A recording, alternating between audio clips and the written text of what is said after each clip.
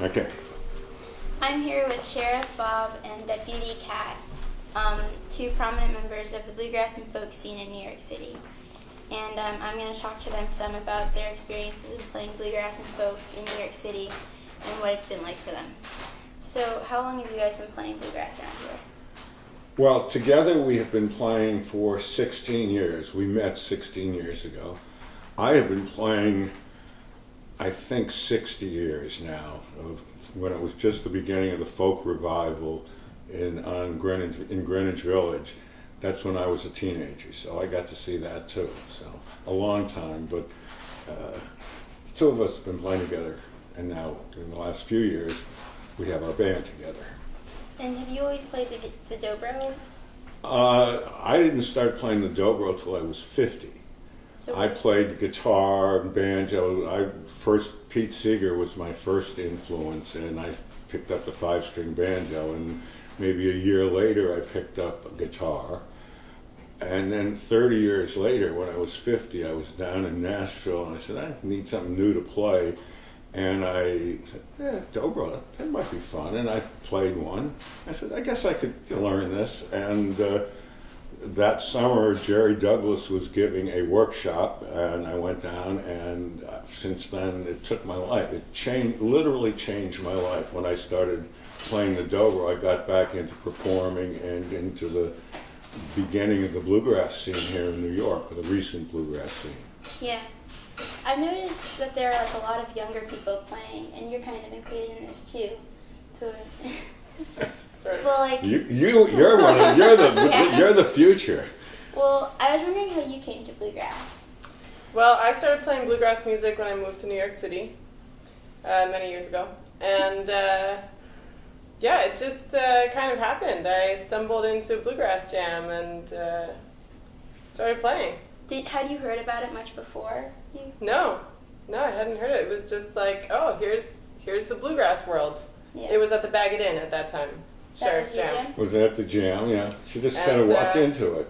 Oh, here you go. Here are people to play music with, songs to sing, and and so much of it is based on folk songs, which we all grew up, I hope most of us grow up on, the American folk music, and that's what this all is. You can call it bluegrass, you call it country, you can call it rock and roll. A lot of it's just what we grew up with here in America. So you were talking about a little bit about your Bag It In jam. How did that start? Well, the Wednesday night jam started, I think, 25 years ago at a place called the Jolly Roger. And I didn't start it, and I cannot remember the name of the guy who did start it. But it moved shortly after to Dempsey's, which was on 2nd Avenue, and I started running it then with a banjo player, and it has moved probably 5 or 6 times all around the village, and is now back at what was the Bag It In, but now is the Zinc Bar, where there is a regular bluegrass jam every month. That's awesome. So, how did you get into it? Well, I started going to jams. I wasn't really old enough. No, I wasn't really old enough to go to bars at that time. Yeah. So I got a fake ID, but it was confiscated the very first time I tried to. No, it wasn't confiscated, but it was denied. I was denied entry the very first time I tried to use it. So that's not the way to go. I mean, well, like you do, you go to jams that are open that are all ages, right? Yeah. That's the thing to do. Do you think that there's some reason why like younger people are starting to generate or come towards bluegrass and folk rather than, because like there are some really young people who are coming towards this kind of music, which is really old Appalachian music, and playing it rather than going off and playing rap and pop. Do you think that there might be a reason? I mean, I think it's a wonderful thing. I mean, I love folk. It does all come from folk music. And, to me, the Beatles are folk music now because they wrote it 50 years ago when you and I are playing it. Yeah. So that makes it a folk song. It's older than 50 years? Or so. But people are singing songs, and, that the folk tradition of America is wonderful. Mm-hmm. And the instruments are fun to play. Yeah. And I think the whole what a bluegrass jam is. It's such a sharing kind of thing. You know, you take a lead and then we play rhythm, and you know, it goes around, and it's a wonderful experience, and why we all still have a good time doing it. Yeah. So you guys both came into like the folk scene at different times in New York. How would you say it's evolved over time? How would you say it's evolved over time that you've been playing? Well, when I came in, I mean, Bob Dylan was here, so I would say in that day, around the Gaslight, that was, you know, the center of the folk scene in New York at that time. Tom Paxton was playing here, Gordon Lightfoot, you know, all these people were part of this scene in the Village, which was great. And I was a minor part of it. I played around, but I had 3 kids, and was doing other things than playing out. And it was a wonderful scene. And then, I don't know, New York changes quickly, and the music scenes have changed quickly. And, you know, and certainly all kinds of rock and roll have been part of the New York scene. The Ramones, you know, the long history of music generated out of New York City. But I think in the past 20 years, all of a sudden, our kind of music, Americana, whatever you want to call it, is back, and trying to be really good at playing this music. You know, the fun of being able to really play a solo well, or a fiddle tune, or sing a song, whatever. Have you seen it evolve over the time that you've been playing here? Yeah, somewhat. I mean, I think it's like a kaleidoscope that's still turning. You know, it kind of changes and is still the same. There are people coming in and out of the scene all the time. I think overall the talent has grown. I mean, I think that people have gotten so much better, or maybe I'm just listening more, but there's a lot of really great talent. And I think the scene has grown. I don't know if there were that many jams, you know, 10, 15 years ago. Now there's a jam almost every night of the week in the city. So I think that the scene is growing, and I think that people like to play these songs that are shared. Like you were saying, it's a social interaction. It's a way to communicate with other people. Yeah.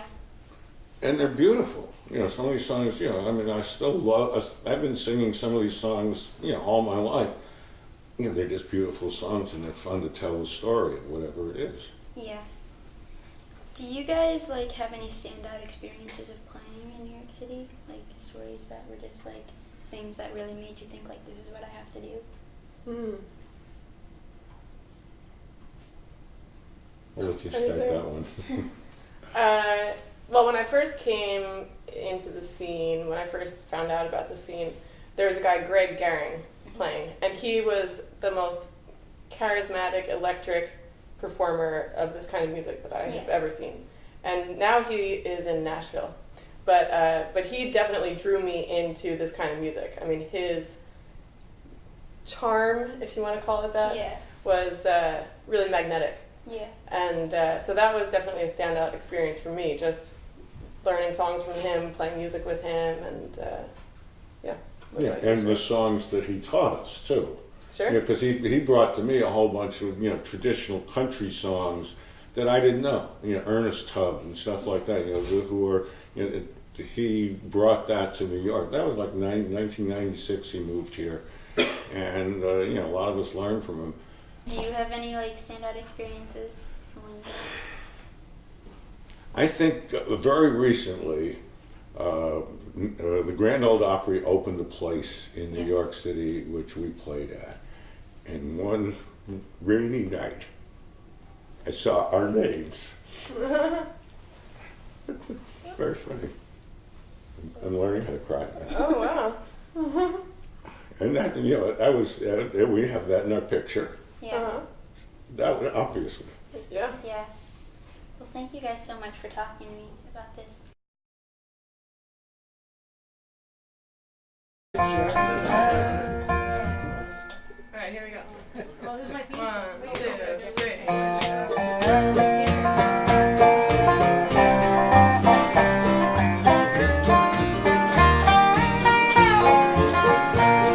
One shot for the sheriff, one goes for the deputy.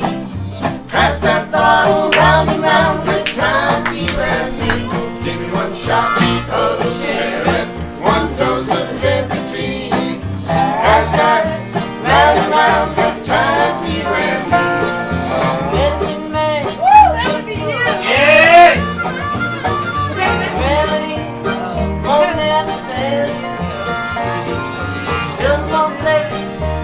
gotta go. Thompson Street Medicine Show. One shot of the sheriff, one dose of the deputy. Pass that bottle round and round, good times for you and me. Give me one shot of the sheriff, one dose of the deputy. Pass that round and round, good times for you and me. Mama J, yeah,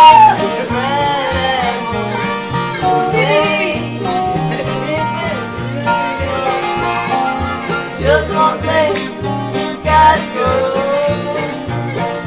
Thompson Street Medicine Show. Give me one shot of the sheriff, one dose of the deputy. Pass that bottle round and round, good times for you and me. Give me one shot of the sheriff, one dose of the deputy. Pass that round and round, good times for you and me. Sheriff Bob,